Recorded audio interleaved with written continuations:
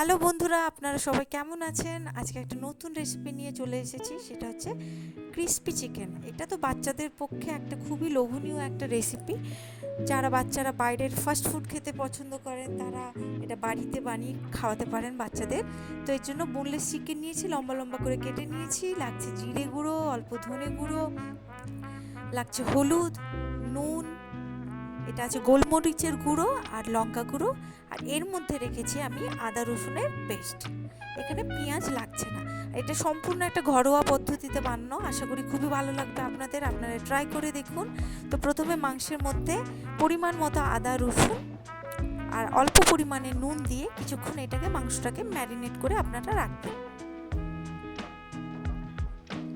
তো নুনটা দিয়ে দিচ্ছি, দিয়ে ভালো করে মাংসটাকে মাখিয়ে নেব মশলার, যাতে মশলার মধ্যে ভালোভাবে মাংসটা মিশে যায়।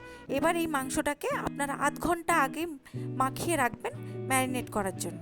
তো আমি ম্যারিনেট করা হয়ে গেছে। তো দেখুন, এই ধরনের একটা টিফিন বক্স নিলাম। তো আমি এখানে air tight tiffin box use করছি। তো খুবই ইজি রেসিপিটা। তো এবার এই কর্নফ্লাওয়ার যেটা হয় সেটা আমি এই টিফিন বক্সের মধ্যে দিচ্ছি।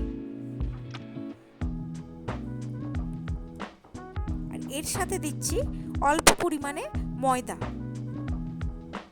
2 চামচ ময়দা দিলাম। এবার অল্প পরিমাণে জিরে গুঁড়ো, সমস্ত স্পাইসেসগুলো আমি একে একে করে এর মধ্যে দিতে থাকবো। জিরে গুঁড়ো দিলাম, ধনে গুঁড়ো দিলাম। এবার অল্প পরিমাণে আমি দিচ্ছি লঙ্কা গুঁড়ো, গোলমরিচের গুঁড়ো, আর এটা দিচ্ছি আমি খাওয়ার সোডা, কুকিং সোডা, একদম অল্প পরিমাণে, যাতে জিনিসটা ক্রিস্পি হয়। এবার এটাকে ভালো করে চামচ দিয়ে এটাকে নেড়ে নিচ্ছে। আর একটা কথা, আমি এখানে কিন্তু নুন ব্যবহার করিনি, আপনারাও নুন ব্যবহার করবেন না। নুন ব্যবহার করলে কি হবে, জিনিসটা অত বেশি ক্রিস্পি হবে না। তো আমি সেক্ষেত্রে এখানে নুনটা ব্যবহার করিনি।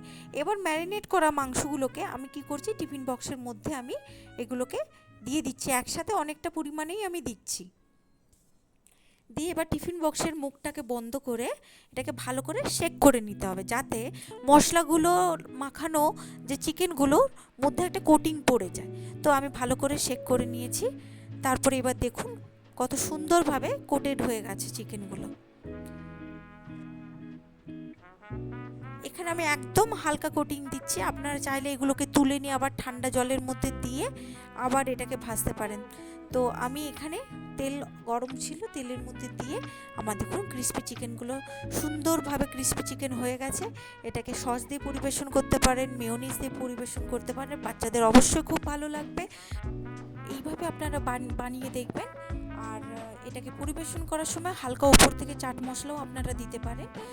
এবার দেখুন আমি ভেঙে দেখাচ্ছি কতখানি জিনিসটা ক্রিস্পি হয়েছে, আর এই কোটিংটাও যথেষ্ট কম, সুন্দর ক্রিস্পি হয়েছে। এটা বাড়িতে বানিয়ে দেখুন। আমার চ্যানেলটা ভালো লাগলে লাইক করবেন, সাবস্ক্রাইব করবেন।